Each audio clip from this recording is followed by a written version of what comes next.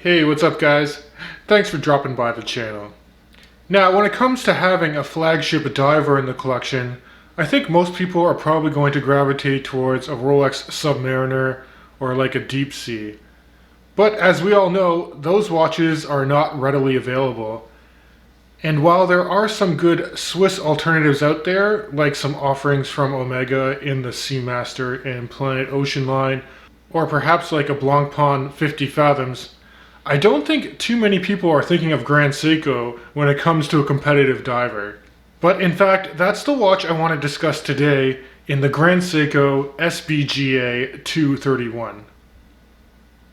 And that is the watch that's adorning my wrist currently, and I would argue, given the pricing and availability, as well as some of the specs and finishing for this watch, it can rival a Rolex Submariner or Deep Sea quite readily. Additionally, this specific model from Grand Seiko is made of grade 5 titanium, so the wearing experience is going to be a little bit different when you're looking at, say, a stainless steel dive watch. Now that said, if you do prefer stainless steel, you can pick up the Grand Seiko SBGA 229. It's a little bit more affordable as well, but it doesn't have that lightweight properties or corrosion resistance that titanium might have. Now, I did actually do an initial unboxing of this watch a few months back, and now that I've had it on the wrist for some time, I do think it is appropriate that I give you guys an in-depth look at this watch. So let's flip perspectives now, and you guys can check out this watch up close in my studio.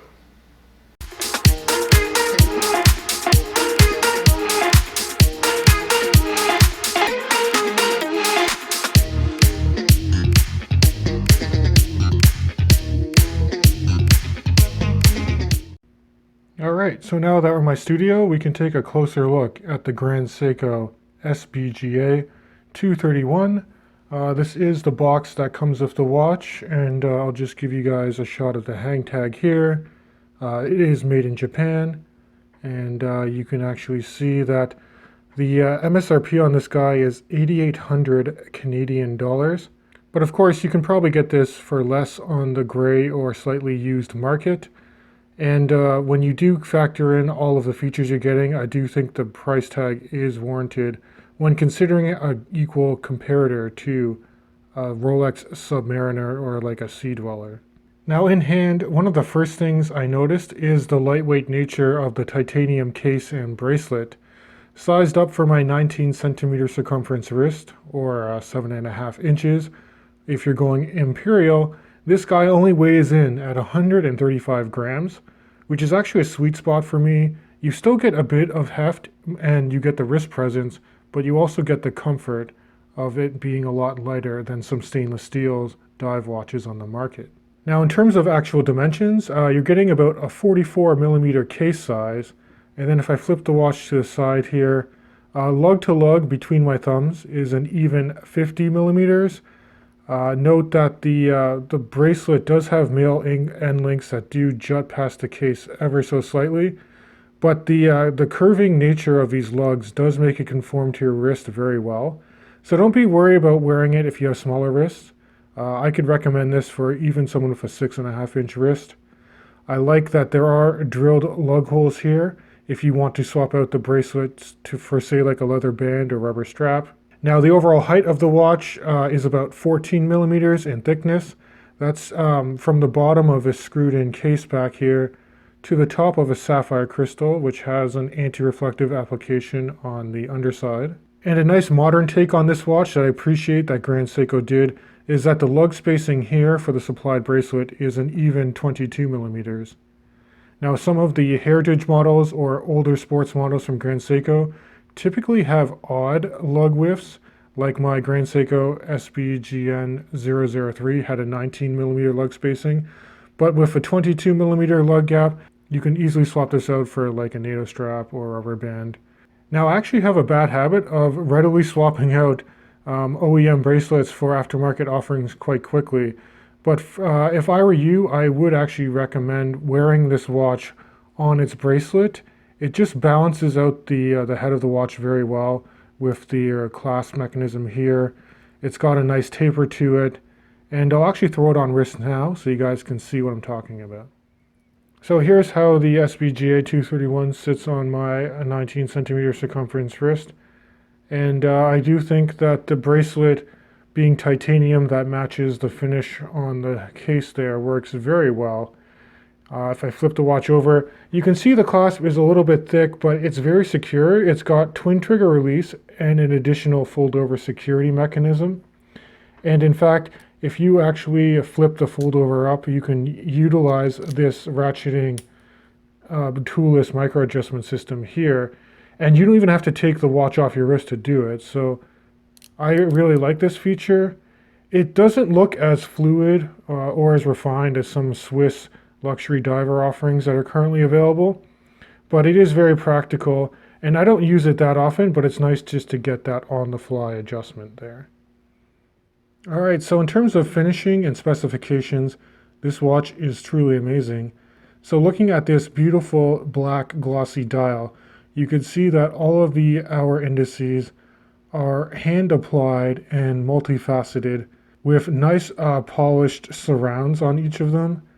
And contrasting that with the handset, which isn't your normal handset you would find on a diver, Grand Seiko uses like a cathedral style hour hand, which is typically reserved for aviation pieces. And the minute hand is a very long and broad arrowhead that extends all the way to the edge of a chapter ring. And the hour and minute hands are finely brushed in contrast to the high polish on the hour markers. And then for the seconds hand, you got that signature Grand Seiko spring drive sweep, and it's a very elongated needle seconds hand, but I love that they have a counter-weighted lollipop there. And all of the handset and applied markers are deep-filled with Seiko's LumiBright technology, as is the luminous pearl at the 12 o'clock position. The LumiBright is very evenly applied, and it lasts for an extremely long period of time. Now, another signature feature of spring drive is the power reserve indicator that you're going to find between the 7 and 8 o'clock position there. You can see that it's broken down into different days. With this spring drive caliber 9R65, you get a 72-hour power reserve. It's a 30 joule movement. It's hacking and hand wind, but you can manually wind it. So if I unscrew the screw down crown here and start winding this, you're going to see that power reserve indicator start move towards being topped up there. So there you go. I got about 70 hours left on it right now. If you pull this all the way out, you can actually hack the movement and set the watch to any reference time you like. And there is a quick date set feature in the intermediate crown position to operate the date disc at the 3 o'clock position. So let's talk about case finishes and then the bezel action. So you do have that signature Zuratsu polishing on the sides of the case, and the lines of delineation on this are phenomenal. You can see you have a nice polished chamfered edge there on the side of a lug, and then a very fine brushing on the tops of the lugs before you get to the actual bracelet. Now the bezel itself is a coin edge style bezel that has 120 clicks in a unidirectional fashion. It almost looks like a ceramic bezel insert because it's black and glossy, but in fact it's an ADLC or amorphous diamond-like coating.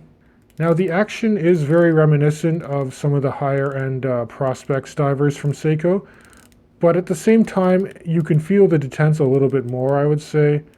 It's got the right amount of resistance, and unlike some Seiko divers out there, I do think that the alignment with the bezel insert to the chapter ring and hour markers is actually spot on.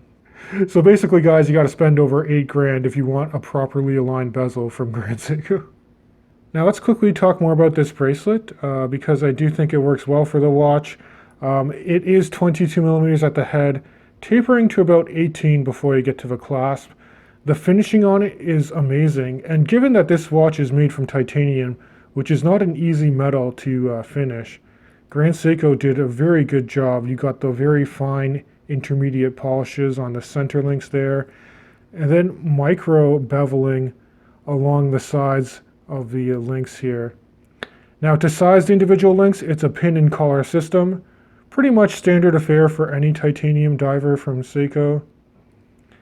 And then the clasp itself, independent of the toolless micro adjustment, you have 4 micro adjust anchoring points to fine tune the locked in fit for this watch. Twin trigger release and an additional fold over security. I really like the details and finish work on the GS logo on the clasp. And then opening it up, the swing arms here are kind of reminiscent of what a Rolex diver would kind of look like. And then looking through to the case back here, it is screwed in and you have that Grand Seiko lion medallion dead center. One minor gripe about the case back though is that medallion will literally imprint Grand Seiko into your wrist if you wear this watch too tightly. But guys, taken together, if you consider that this watch is an ISO rated diver, but it's finished to a standard you don't get in many Swiss luxury brands north of $10,000, I do think that this makes a compelling argument and alternative to say a Rolex Submariner or Sea Dweller. But as always guys, I'd love to hear your feedback in the comments below. Please let me know what you guys think about the SBGA231, and if you can think of any other good alternatives that are out there. I hope you guys can stay safe during this time, and as always, I'll catch you guys in the next video.